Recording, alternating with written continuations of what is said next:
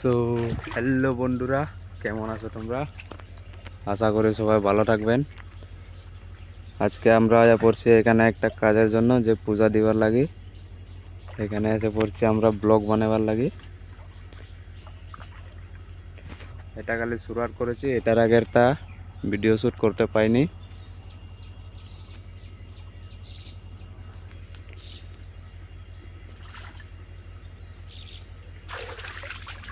তোমরা যদি নতুন নতুন আমার চ্যানেলে এসে থাকো তাহলে সাবস্ক্রাইব করিয়ে নিয়ে নাও।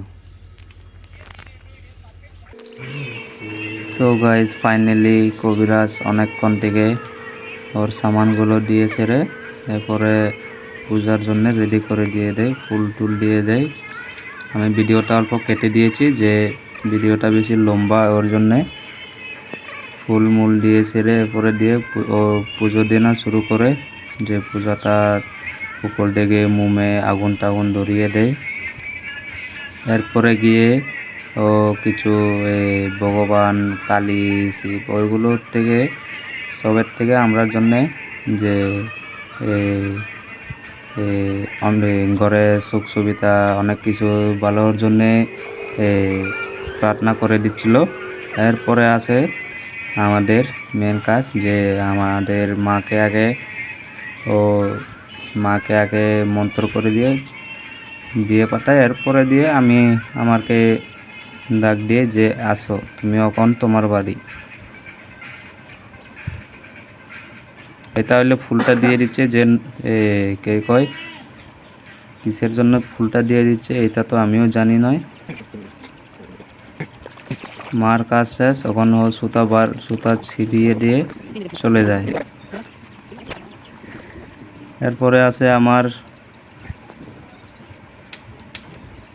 আমার পাল্লা এসে যায়।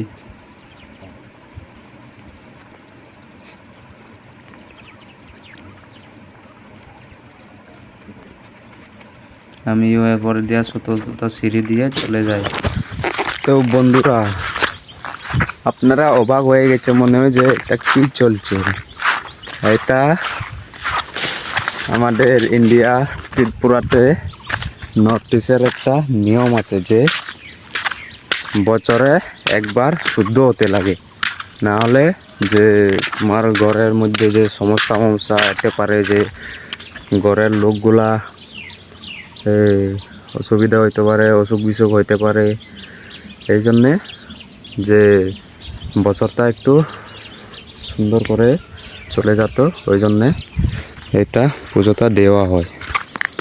তো আজকে ভিডিওটা শুধু দূরই।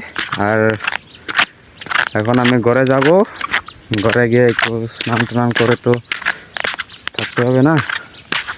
আর ঘরে গিয়ে একটু বাজারে যেতে হবে, যে একটু কাজ আছে। তো বন্ধুরা, বাই বাই, মিলমু আর নেক্সট ভিডিওতে।